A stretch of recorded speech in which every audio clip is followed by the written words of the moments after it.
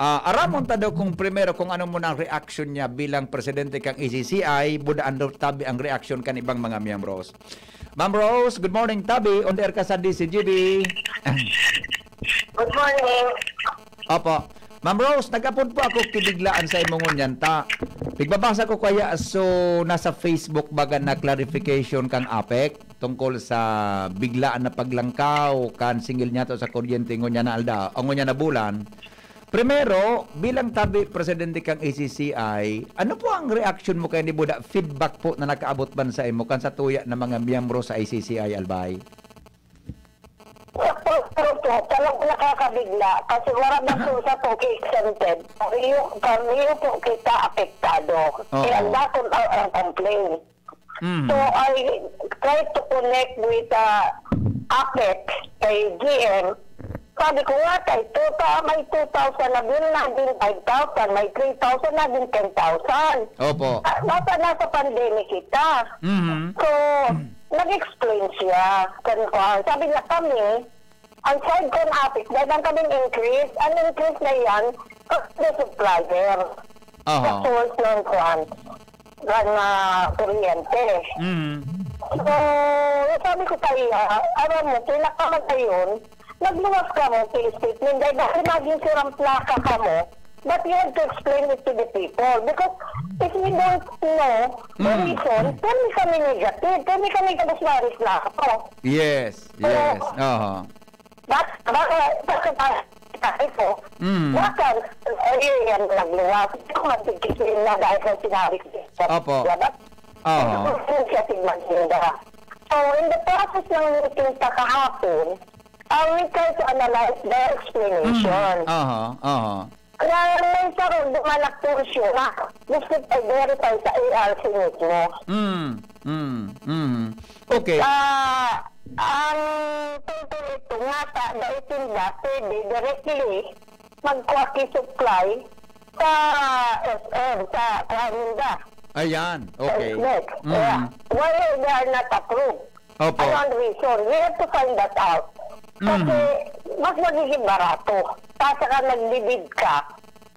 Knowing na, kaya dahil naging halangkaw, sabi Ninda, because knowing na last month,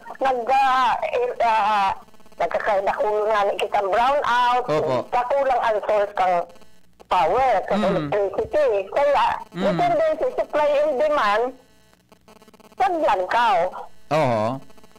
So, given yan, we encourage all the consumers to check their bill. Check kung po nindo, kung naghihiro ang side kan APEC na charge. Kasi ito po na charge sa to kan supplier, kan source, dahil po yan mapakuanan, dahil kitang control yan. Tama, ma'am, pagkasabot ko. So, sabi sa mo ni GM, kang APEC, APEC, na itong increase na ito, di man mapapalaog sa APEC, kundi mapapaduman sa binakalangkang kuryente. Tama po ang pagkasabot ko sa imo? Kanina po naman siya. Iyo po ang pagkasabot ko man. I see, okay. So with that po, ano daw ang indikasyon kay ni Ma'am Rose sa mga negosyo? At syempre, baga, pag may halangkaw ka na binayadan mo, most probably, baka lang, in-teorya ko lang, baka po maipass on man sa consumer ini, sa pagiging paglangkaw kan mga presyo kan sa indang mga produkto na piga-avail man kan sa itong mga kababayan? Definitely po. Definitely. May maepektuhan kita, maapektuhan. Because, siyempre, sa'yo magkukuhaon kan negosyante. Sa'yo magkukuhaon. Natatakot nga ni kami kung tira ang bill ka na LCWD. Saro pa yan. Kaya nga ni, yan ang pigmabantayan ni ang bill.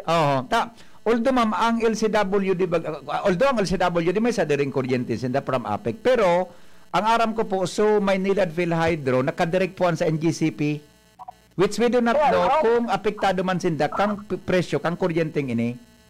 Iyan ang i-check na po. Laro iyan sa mga i-check. Actually po, nag-create kitang committee kasi sabi ni, sa side na mga sa children, we should not be just complaining. We should find solutions. Yes, okay. At magayunin po sa discussion kahapon kasi may mga expert po kita na members na nakulaon po ang contribution. Kaya for the meantime po, tarong po ito sa pag-aadalan pa ng long-term solution. Okay. Ma'am, actually yung panghapot ko sa imo, sa kabilugan po, ano sunaging gari action, automatic action kang ACCI para po masimbagan ini na complaint kang mga negosyante ang kasarabay na po sa satuyang mga member consumer na mga residential?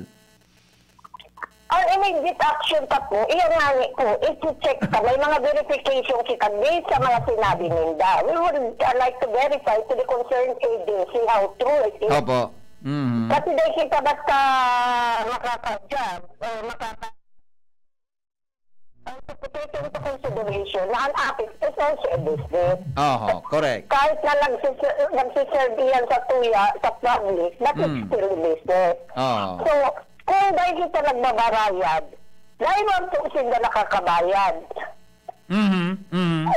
As per explanation ni GM, sa 400 million na mabayadan nila, ang nagbabayad lang dapat 200 million. Nakulaon po ang nawawara na dapat i-produce nila para maka-update na sila kang pagbayad. I see. We have to find solutions talaga. It should be a win-win solution for everyone. Okay. So with that po, Ma'am Rose,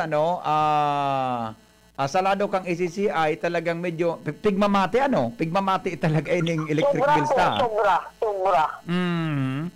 Okay, pero may chance daw po na ini magbago o magbaba giraray sa masunod na bulan, depende gud sa presyo kang kuryente.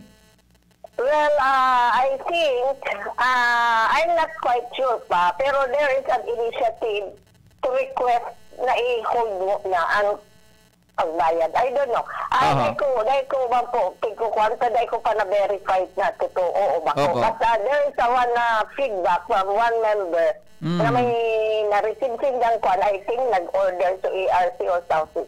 We hope that. I-verify ka. Kahit na, i-verify ka din. Kaya ngunyan daw, nakulong kitang assignment.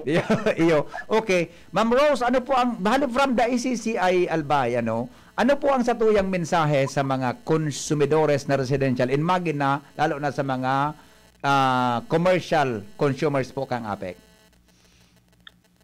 Well, sa totoo po, it should be a win-win situation. Ito po mag-advise because mamamatian ta po ang problema. Masyado po kita apektado. But we have to consider also the side of APEC. It should be a win-win situation.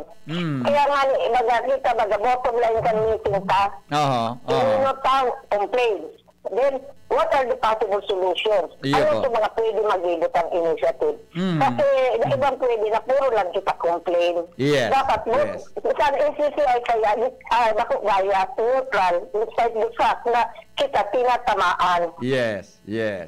Opo. So, we cannot find solutions kung one-sided lang kita.